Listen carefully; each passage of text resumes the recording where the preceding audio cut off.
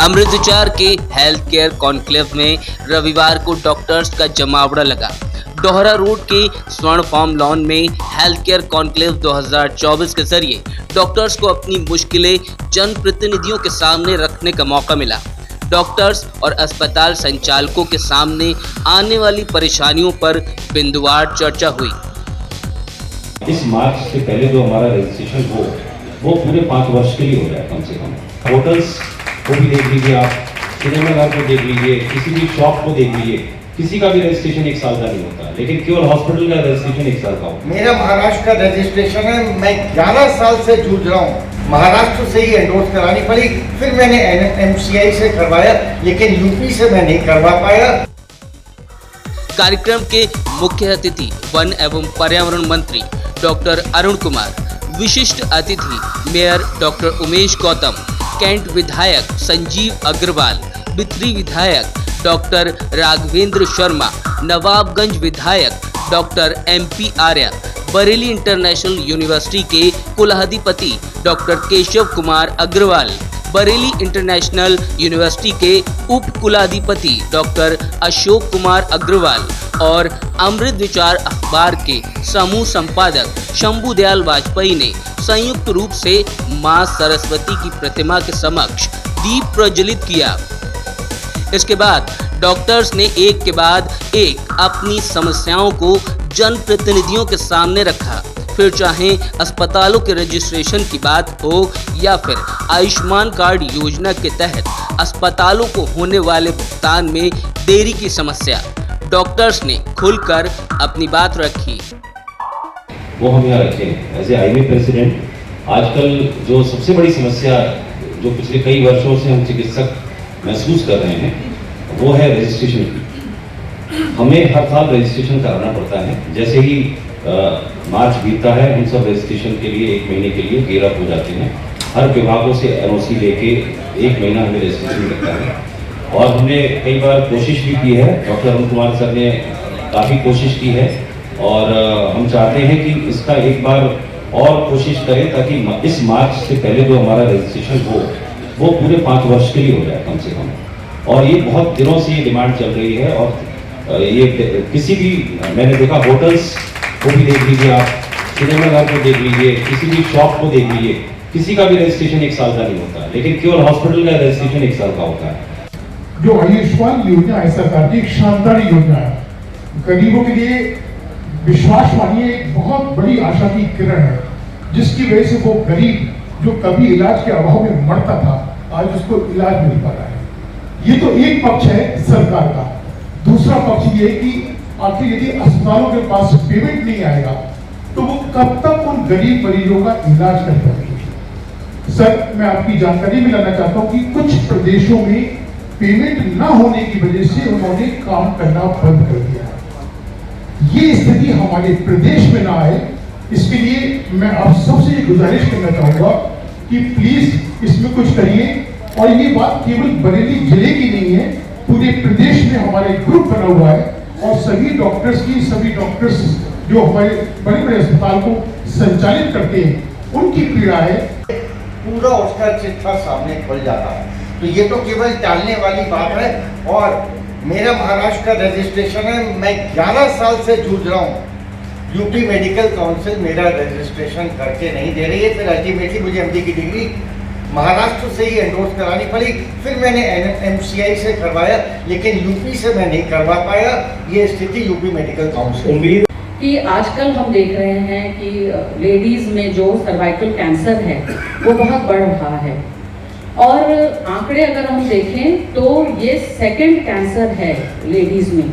First cancer breast cancer है और 2nd है गर्भाशय का कैंसर। मगर ये ओनली कैंसर है जिसको हम प्रिवेंट कर सकते हैं, मतलब हम इसको रोक सकते हैं, हम बचाव कर सकते हैं इससे। और दूसरी बात इसकी अच्छी ये है कि ये कैंसर को होने से पहले पकड़ा जा सकता है, बट इसकी शर्त यही है कि इसके लिए जो हमने काम करना है वो होना चाहिए। तो जो पहली मेरी उम्मीद है आप सबसे वो ये है कि वैक्सीनेशन, जो सर्वाइकल वैक्सीनेशन है, इस पे हमारी गवर्नमेंट भी बहुत काम कर रही है और हम एज डॉक्टर्स भी बहुत काम कर रहे हैं। वो अगर हमारे वैक्सीनेशन प्रोटोकॉल में आ जाए तो ये बहुत it will go a long way in preventing this cancer.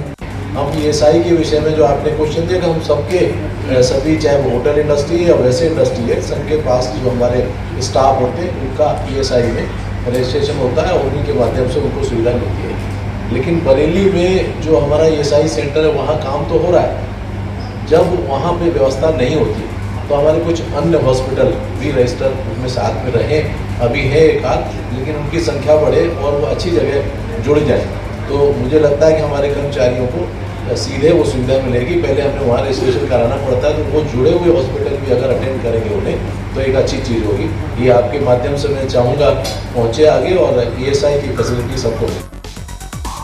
इधर वन एवं पर्यावरण मंत्री डॉक्टर अरुण कुमार ने डॉक्टर्स के सवाल पर ये बात साफ करते हुए कहा कि आयुष्मान कार्ड को लेकर डॉक्टर्स की जो भी समस्या है उसका समाधान किया जाएगा। इसके अलावा उन्होंने कहा कि शहर को जल्द एक ESI अस्पताल मिल जाएगा। वहीं डॉक्टर राघवेंद्र शर्मा ने बताया कि डॉक्टर्स के सामने रजिस्ट्रेशन की दिक्कत जो हर साल आती है, इसका भी हल निकालने की कोशिश हो रही है। रजिस्ट्रेशन 1 साल का ना होकर 5 साल का हो, ये खुशखबरी भी डॉक्टर्स को जल्द मिलेगी। इसके अलावा कैंट विधायक संजीव अग्रवाल, मेयर डॉक्टर उमेश गौतम, नवाबगंज विधायक डॉक्टर MP आर्या ने भी डॉक्टर्स के सवालों के जवाब दिए। आयुष्मान का जहाँ तक पेमेंट का सवाल है वो समय से होना चाहिए, उसके लिए हम बात करेंगे और ये होना चाहिए। जहाँ तक यूपी की मेडिकल काउंसिल का सवाल है कि बाहर की डिग्रियों को मान्य नहीं करते हैं, वो मान्य की जानी चाहिए। और जब आप एक बार आयुष्मान से परमिशन दे देते हैं इलाज को उस क्वालिफिकेशन के स्पेशलिस्ट से, तो फिर पेमेंट रोकना गलत बात है। ESI हॉस्पिटल के बारे में सर बताया था, ESI हॉस्पिटल बरेली में ही जल्दी ही बनेगा, जो एक मल्टी स्पेशलिटी हॉस्पिटल होगा और जहाँ पर हार्ट के अंदर स्टेंट पड़ना, बाईपास सर्जरी, इस तरह की और न्यूरो सर्जरी के बारे में भी कहा गया है कि उस तरह की सर्विसेज भी बात दी जाए। लेकिन अभी तो उसका बनना शुरू हुआ है, मैं समझता हूँ जल्दी ही बनेगा। ESI के लिए जो आपने बताया वो दिक्कतें मैं समझता हूँ जल्दी दूर होंगी। हमने जब माननीय मुख्यमंत्री जी ने कहा कि साहब बरेली में कोई मेडिकल कॉलेज नहीं है, तो उनका जवाब था 3 प्राइवेट कॉलेजेस हैं बरेली में। मैंने कहा मैं चाहता हूँ बरेली में एक एम्स स्तर का अस्पताल हो, बोले उसके लिए कोशिश करेंगे। तो मैं आपको साफ बात बताऊँ, उन्होंने मुझसे यही कहा, ठीक वो बात सही है, लेकिन बरेली में मैंने सादा मेडिकल कॉलेज की जरूरत नहीं है, यह एम्स स्तर का अस्पताल हो।